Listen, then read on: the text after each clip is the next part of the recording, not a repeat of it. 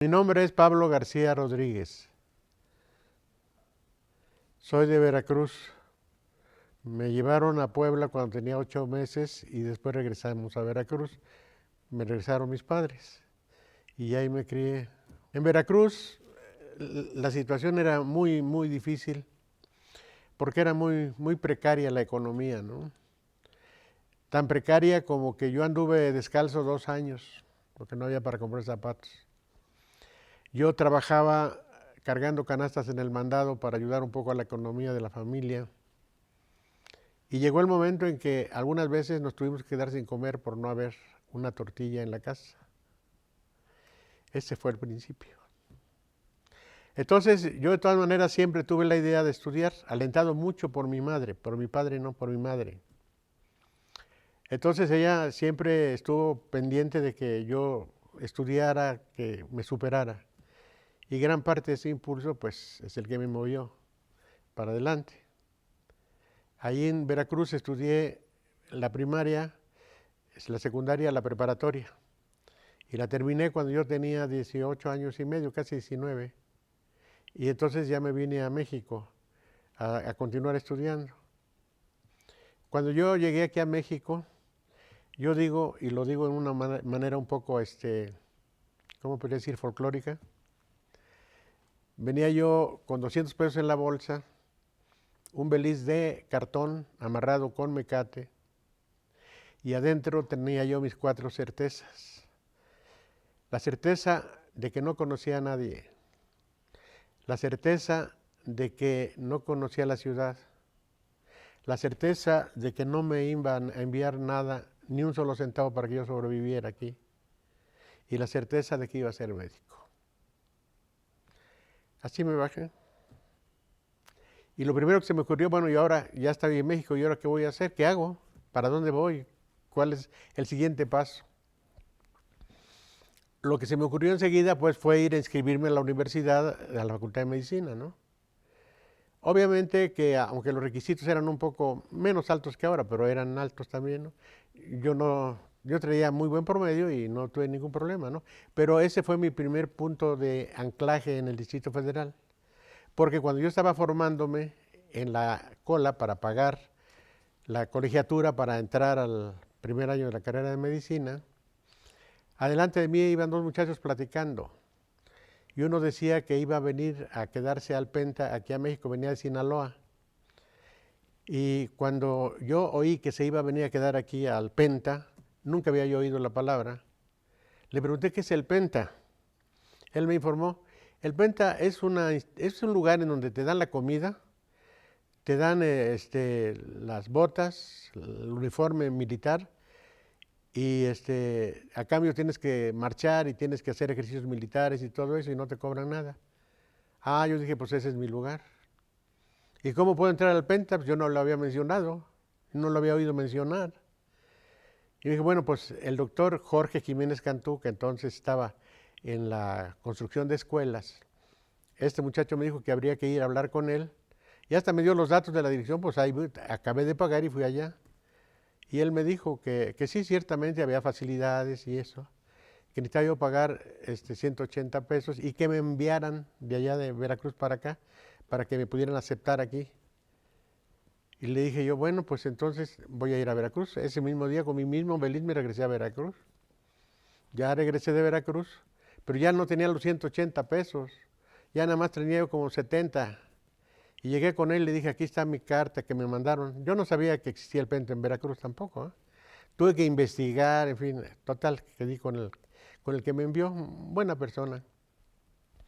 Y llegué aquí con el doctor Jorge Jiménez Cantú y le traje ya la carta. Me dice, ahora ya necesitas pagar 180 pesos para entrar al Penta. Le dije, hijo, doctor, pues está re difícil. Yo tengo 70 pesos, todo lo que traigo en la bolsa. Y él me dijo algo que para mí fue muy aleccionador. Si no eres capaz de juntar 180 pesos de aquí a mañana, tú no tienes por qué entrar al Penta. Hijo, bueno, pues ahí voy. ¿Y ahora cómo lo hago? Pues vendí mi ropa, todo, pero junté los 180 pesos. Ya los pagué. Y entonces me fui al Penta. Y ahí empezó prácticamente ya mi vida escolar. Era un poco difícil, ¿eh? Porque el primer día que fui a clases, el maestro de la facultad, el maestro Silva, nos dijo a todos, en el salón éramos como 100, entonces los grupos eran muy grandes. El libro que llevamos necesita que ustedes estudien 10 hojas diarias de anatomía, que era la materia más difícil. Y no hay que se enfermen, no hay vacaciones, no hay huelgas. Todos los días tienen ustedes que estudiar 10 horas. Y por estudiar quiero decir que se las tienen que saber. Si ustedes dejan de estudiar un día, tienen que saber al otro día 20. Si dejan de estudiar 3 días, al otro día tienen que saber 30. Y ya para el cuarto día ya no van a pasar la materia. Bueno, pues ni modo. Ya es sobre advertencia, ¿verdad? Yo no tenía libros, entonces esperaba yo a que terminaran los muchachos de estudiar a las 10 de la noche. Y bueno, pues me ponía a estudiar para levantarme a las 5 de la mañana a marchar, porque tenía yo que marchar, era parte del trato, del compromiso. Y así fui transcurriendo la primera época, el primer año. Me quedaba yo dormido en los tranvías que había entonces. Me pasaba de largo, pues estaba yo durmiendo. A veces me quedé dormido abajo de la regadera del agua fría, por el sueño que ya traía yo acumulado. Total que así fue poco a poco progresando hasta que terminó el ciclo escolar, era un año. Además eran las situaciones muy difíciles y muy diferentes a las de ahora, porque nos advirtió también el maestro en la primera clase. Los que se sienten muy hábiles para copiar, les debo decir que aquí no se puede copiar. Primero, hay un solo examen que es al fin del año. Segundo, es oral. Y tercero, son con 3 sinodales. Ustedes dicen si pueden copiar. No, pues cuántos. Había que llegar sabiendo, pues no había de otra. Afortunadamente, con mi esfuerzo, con mi sueño, todo lo demás, pero bueno, aprobé, que era la materia más difícil de esa época. Y finalmente, bueno, pues ya pasamos al segundo año. Y así fuimos progresando poco a poco. Yo tuve que trabajar desde que llegué, obviamente, en diferentes cosas para poder tener, pues para los transportes, para los mínimos requisitos que tenía yo que cubrir, ¿no? ¿En qué cosas trabajaste? Por ejemplo, tenía que comprarme ropa, tenía que comprar zapatos, tenía que comprar que comer. Lo de la comida en el Penta era algo figurado. Y digo figurado porque a la hora que daban de comer yo tenía clases y llegaba yo de comer después que ya había pasado la comida. De ahí le andaba yo suplicando a las señoras que servían y bueno, buenas gentes me servían a veces un plato de frijoles y ya con eso lo hacía. En la noche, que era la hora de la cena, pues yo tenía clases porque los horarios eran discontinuos. Entonces llegaba yo, pues ya habían pasado la cena, chin, otra vez. Tenía que andar buscando a ver quién. Y llegó a veces el extremo en que me peleé con una rata por un bolillo. Yo lo estaba comiendo y llegué y lo vi y dije, no, es para mí. La corrí y me comí el bolillo, pero ya la libré esa noche. En esa época, primero, cuando yo llegué aquí, yo sentía la necesidad de trabajar para poder salir adelante. Primero, con un compañero que se dedicaba a eso, anduvimos sacando instantáneas en los patios, entonces usaba. Y entonces sacábamos fotografías y luego las llevábamos y ya nos pagaban 1 peso, 2 pesos por cada instantánea. Y ahí más o menos la iba yo medio librando. Después trabajé en Salinas y Roche, haciendo, no es comercial, pero es cierto, haciendo investigaciones de domicilios de los tranzas, de los que se iban sin pagar y que les perdían la huella. Y ahí ya empecé a ganar un poquito más de dinero, porque ya sacaba yo como 50 pesos a la semana. Y entonces en esas cosas estuve trabajando durante pues como 2, 3 años, hasta que conocí a una amiga ocasional, allá en Veracruz, por cierto, la encontré. Platicamos, me dijo que vivía acá y en fin, hicimos muy buena relación. Y total, vine aquí, la fui a ver y en fin, hicimos muy buenas amigas. Fue para mí un encuentro verdaderamente muy beneficioso para mí, porque ella me conectó con el Procurador de Justicia del Distrito Federal de aquí, entonces el doctor Aguilar y Maya, y ahí pasó otra cosa curiosa. Me llevó y ella me presentó, se llevaba con él, ¿no? Y me dijo que le dijo a él que yo quería trabajar porque estaba estudiando y no tenía de qué sostenerme. Y me dijo, bueno, ¿sabes escribir a máquina? Y le dije, sí, sí sé escribir. Ah, bueno, entonces ven mañana a las 10 de la mañana a hacer tu examen, aquí en el Monumento de la Revolución. Entonces cuando salí me dice, Elvira, se llamaba la señora, oye, yo no sabía que sabías escribir en máquina. No, pues sí, no sé. ¿Cómo? ¿Y cómo dijiste que sí? Pues ahorita me vas a enseñar. Ella era mecanógrafa. Y a partir de ese momento, ella consiguió una máquina y empecé a trabajar, a estudiar hasta el otro día a las 10 de la mañana. No me levanté de la máquina. Al otro día a las 10 de la mañana presenté mi examen y lo aprobé. Afortunadamente eso fue para mí ya una plataforma de despegue hasta el final de mi carrera, cuando ya me fui a hacer el servicio social. Pero la parte difícil vino después, cuando yo estaba en tercer año de la carrera, cuando mi madre tuvo cáncer y yo me la traje aquí para atenderla. Aquí teníamos un departamentito chiquito de una recamarita y otro espacio breve. Entonces me la traje para acá, la operamos aquí en el Hospital General de aquí de México. Y como ya tenía yo conocidos, le dije a un maestro a ver si la quería operar y bueno, él aceptó operarla.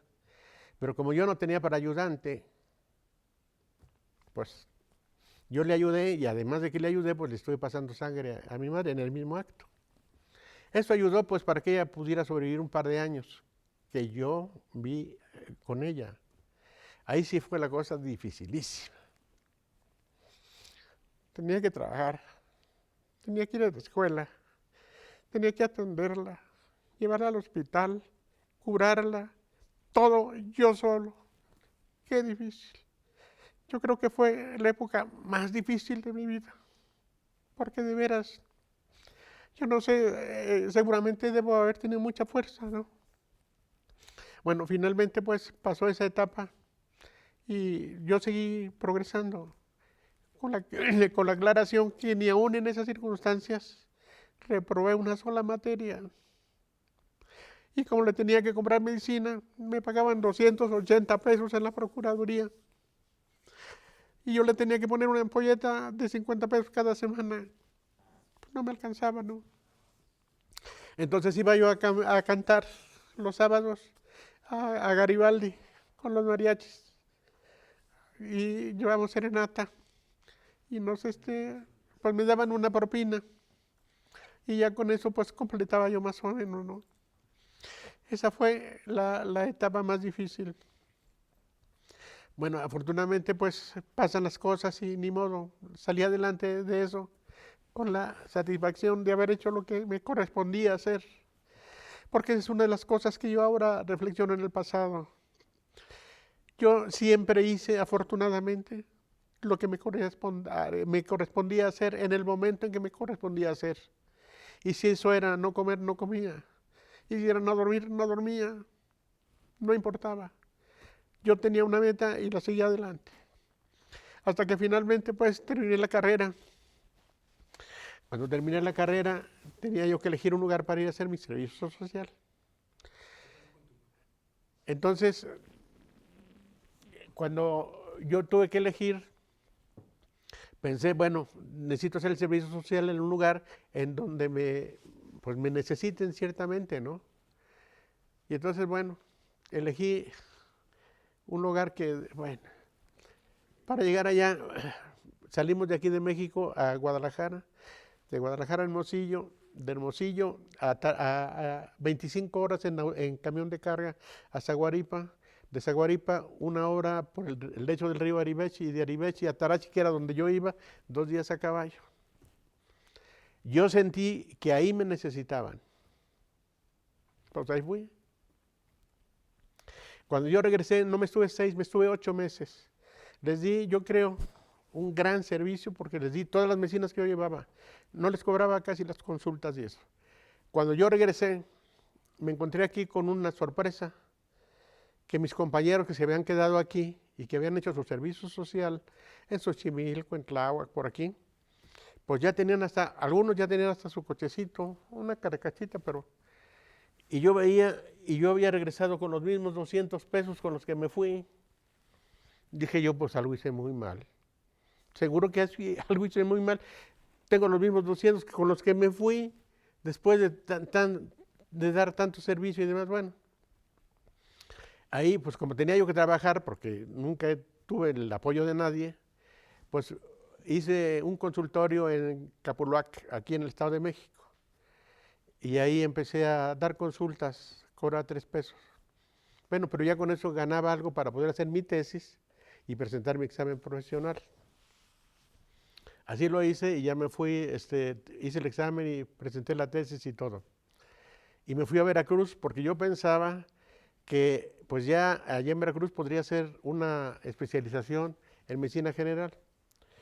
Pero bueno, yo no me sentía muy a gusto haciendo la medicina general. Una vez oí en el radio que había una convocatoria para estudiar psiquiatría. Una sola vez la oí, que se necesitaban 800 pesos para entrar. Bueno, dije yo, pues yo voy a hacer psiquiatría. ¿De dónde voy a sacar los 800 pesos? Pues vendí otra vez todo. Todo lo que yo tenía ya había tenido una mesita de exploraciones. Bueno, lo que yo tenía, mis pinzas, todo lo vendí y me vine casi como cuando llegué la primera vez. Nada más que traía yo otra vez los mágicos 200 pesos. Bueno, pues ya llegué, pagué los 800 que necesitaban y me quedaron 200 y ya empecé a hacer mi especialización en psiquiatría aquí en el manicomio, que ya no existe, ahí donde está ahora la unidad Plateros. Ahí ya terminé mis 2 años, pero antes de eso, cuando en febrero entré a la clase en enero, pero para febrero ya tenía yo 20 pesos, 30 pesos. Dice, ¿y ahora qué voy a hacer? ¿Con qué me voy a sostener? Bueno, le hablé a un maestro y afortunadamente coincidió con que acababa un residente de terminar su servicio y me dieron una residencia de psiquiatría en un hospital que se llamaba La Vista, que está atrás, en el mercado de Tlalpan atrás, ahora en la Universidad Pontificia. Ahí entré ya a hacer mi residencia de psiquiatría. Ahí estuve 1 año y después me pasé al hospital, al Floresta, que ya no existe, y ahí terminé ya propiamente mi residencia. Esas son las partes así, diríamos, como más difíciles que tuve que pasar, porque ya a partir de ahí fue la cosa como más suave, más lenta, hasta que otra vez volví a tener yo la ilusión, la idea, la fantasía de fundar un servicio de psiquiatría en un hospital general. Eso no existía en México. La psiquiatría era muy desdeñada. La figura del psiquiatra estaba muy desprestigiada. Cuando yo llegué al hospital, el psiquiatra era pediatra. O sea, le habían dado a un pediatra la plaza de psiquiatra porque pues, se las habían pedido y porque tenía palancas. Y no había servicio de psiquiatría, había un servicio de neuropsiquiatría. Llegué al servicio de neuropsiquiatría como interconsultante psiquiátrico. Yo ya traía en la cabeza de fundar un servicio de psiquiatría, pero eso yo no se lo había dicho al doctor que estaba conmigo, bueno, al jefe del servicio. Omito el nombre. Y lo omito porque, hijo, me hizo la vida imposible. De ahí empecé yo a trabajar. Cuando yo llegué, un colega me decía que a qué iba yo ahí si no había trabajo. Que él, que estaba en calidad, antes de entrar el pediatra, pues, que él que estaba ahí, había una interconsulta pues cada 8, cada 15 días. Y que pues era como que no se justificaba ya. Bueno, obviamente que la figura del psiquiatra, además de la psiquiatría, pues estaba desprestigiado, ¿no?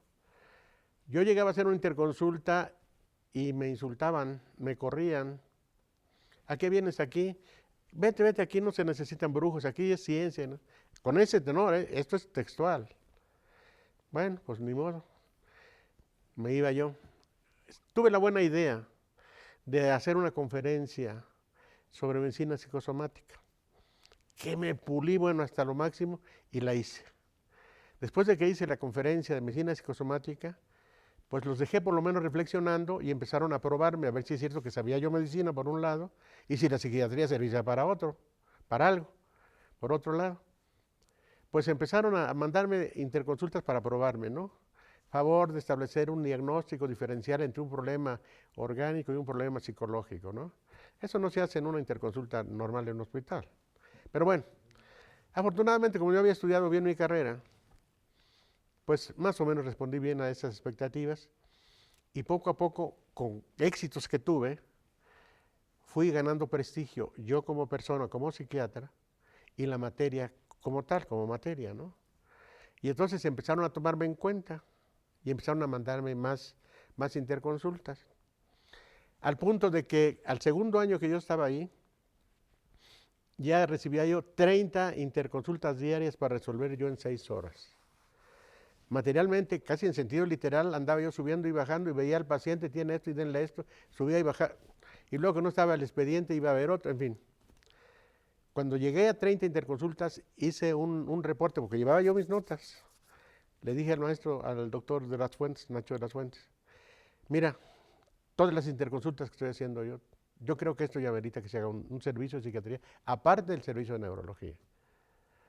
Bueno, apoyado con el doctor Sánchez Cabrera, que era un internista también muy amante de la psiquiatría, y hicimos muy buenos, todavía somos muy buenos amigos, ¿no? Entonces, decretó pues separar neurología de psiquiatría. Y la primera aportación yo creo que fue fundar un servicio de psiquiatría en un hospital general. No había en México todavía. El doctor Ramón de la Fuente, que fue mi maestro, fundó un servicio en el Seguro Social, pero un año después. Yo ya lo había fundado en el 20. Esa es una aportación porque en México no había. La segunda aportación fue que por primera vez en la historia también de los hospitales generales de México, hubo un residente de psiquiatría que hizo la especialización en psiquiatría en un hospital general y ese se la di yo. Yo le diseñé todo el currículum, me lo aprobó la universidad y de ahí salió el primer residente de psiquiatría de un hospital general, ahora ya hay por muchos otros lados, ¿no? Por otro lado, sensibilizar a muchas personas en relación con la utilidad de la psiquiatría. Porque cuando yo estudié, según decían las personas, poco informadas por supuesto, ¿no? Era que los psiquiatras solo curamos locos, y no hay tal, ¿no? Los locos son un porcentaje pequeñísimo, ¿no? Pero al darse cuenta mucha gente ya en el hospital general, que ciertamente sí era útil la psiquiatría para curar enfermos, ¿no? Entonces se empezó a adquirir cierta respetabilidad la materia. Una respetabilidad que aún ahora ya tiene bastante bien ganada. Esa fue otra aportación. Obviamente, una que no fue aportación, pero que sí quiero decirle porque me costó mi trabajo, fue las dificultades que yo tuve con el jefe del servicio de neuropsiquiatría para que aceptara ser separado yo de su servicio. Primero, me dejaba un pedacito como de 2 metros por 2 metros. Cuando yo citaba a alguna persona para verla ahí, él lo ocupaba y yo daba la consulta en el pasillo.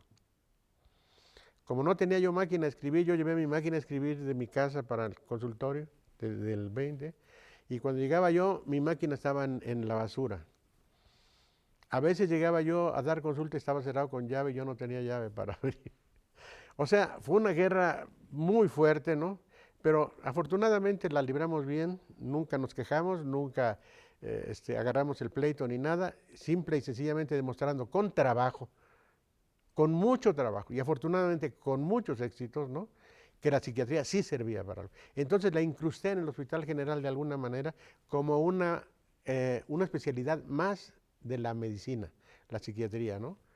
De tal manera que ahora la psiquiatría tiene terapias de grupo en los cardiópatas. Yo fui el que fundé el grupo de los trasplantados renales, en fin, en los diabéticos. O sea, ya tiene mucha utilidad la psiquiatría, ya están utilizando mucho los recursos de la psiquiatría en el Hospital General. Eso sería por un lado, ¿no? Por otro lado, quizá lo que yo creo haber aportado a la psiquiatría en general es que escribí yo una teoría, porque después de que terminé yo mi especialización hago un pequeño paréntesis, en el hospital, tomé muchos cursos, psicoanálisis, terapia gestáltica, análisis transaccional, terapia de lo imaginario, hipnosis, en el número de grupos, pero porque precisamente a mí me interesaba mucho saber lo más posible para poder ofrecer un abanico de posibilidades, no una sola cosa, no solo los medicamentos que ya los había aprendido, sino muchas otras opciones. Eso me llevó a generar una nueva teoría psicoterapéutica que se llama la responsabilización progresiva. Esta es una nueva estrategia psicoterapéutica para curar que creo que es bastante útil, por lo menos a mí me ha dado muy buen resultado y a algunas otras personas que les he enseñado les ha dado muy buen resultado. Quiero señalar que inclusive obtuve la patente mundial de este tipo de terapia, ¿no? Obviamente, como yo veía un buen volumen de pacientes, mi inquietud por escribir se empezó a plasmar pues, en la escritura de libros, ¿no? Y entonces empecé a escribir varios libros. El primero que publiqué fue Salve su matrimonio, con la editorial Edamex. Ese tuvo 5 ediciones. Después de ese ya siguieron otros. Es ocioso casi que lo digan, ¿no? Son como, a la actualidad ya son como 10 libros, ¿no? Pero bueno, el otro que hice fue Eduque a sus hijos para que sean felices, por ejemplo. Otro fue tú puedes triunfar, vence tus temores. Otro se llama Tú mereces ser feliz con tu pareja. Otro se llama Los inaceptables como pareja, etcétera, ¿no? Son varios. Y esto no es más que el resultado de mi trabajo. Claro, hay muchas gentes que han escrito muchas otras cosas, pero yo me baso fundamentalmente en mi experiencia directa con mis pacientes y lo que me entregan mis pacientes para poderlo escribir en un libro, que creo que es útil. Acabo de escribir hace 2 meses, publicar otro libro que se llama Dale bienestar a tu pareja, ¿no? Que es un poco el que sigue de Salve su matrimonio, ¿no? Y están en proceso de corrección otros 2 libros, uno que se llama La sexualidad a través de la historia, que es una materia que yo he estudiado bastante y que he hecho 3 aportaciones mundiales sobre sexualidad, y otro sobre Una carta para ti, que es un documento más bien emotivo, y íntimo y privado, porque son las cartas que les he escrito a mis hijos desde que nació, la primera que fue Norma, hasta la que siguió Jorge y luego mis otras hijas, ¿no? Y escribí un librito que se llama Mi Credo, que es una serie de pequeñas frases, de pequeñas sentencias, de pequeñas reflexiones sobre la vida, sobre el amor, sobre la pareja, sobre muchas cosas, ¿no? Y creo que ha resultado atractivo e interesante, ¿no? Yo creo que eso es lo que más he hecho en relación con la psiquiatría, ¿no? Y sobre todo, quizá esto lo olvido y creo que es importante. Y lo suelo olvidar porque, bueno, no me puedo explicar bien por qué, pero lo suelo olvidar. En realidad, yo creo que he servido a la comunidad más bien por intereses de ayudar que por intereses de servirme de ella. Mi lado flaco fue siempre el dinero. Llego aquí de mi servicio social con los mismos 200 pesos que me fui a casa de Judas. Digo, realmente digo, ¿soy idealista? ¿O soy ingenuo? ¿Soy tonto? ¿Qué soy, no? En realidad, a mí lo que me ha satisfecho mucho es poder servir, ¿no? Inclusive hoy tengo pacientes que no les cobro. Obviamente, pues no estoy rico, ¿verdad? Bueno, las 4 certezas que ahora yo podría decir serían las siguientes. Primero, haz lo que te corresponda hacer en cada uno de los momentos de tu vida y no te quejes por ello. 2, todos podemos alcanzar nuestras metas con tal de convertir en oportunidades las dificultades. Y ahora sí, como el foie, échele ganas aunque ya te sientas cansado, ¿no? Y claro, ama a tus semejantes siempre y trata de servirle lo mejor posible. Bueno, yo la palabra héroe me la he tropezado en otras ocasiones con los héroes de la independencia, ahora que estamos en el mes de la independencia, y yo tenía un concepto de una persona así casi supranormal, ¿no? Con poderes o con atributos más arriba de lo común de las personas y que además ponen ese más allá de los atributos de las personas al servicio de la comunidad, de tal manera que son capaces inclusive de sacrificar su vida por el interés colectivo, ¿no? Eso sería más o menos el concepto que antes tenía yo. Ahora con esto que me acaba de sorprender, porque yo nunca había pensado en otra cosa, ¿no? Creo que también hay muchos héroes anónimos, muchos héroes que finalmente han salido de la nada y a base de un esfuerzo muy grande, de un sufrimiento muy grande, han hecho bien a la comunidad de alguna manera, ¿no? Eso sería para mí ahora ya el concepto de héroe. ¿Algo que usted quiera agregar? Tengo hambre. Vamos a comer.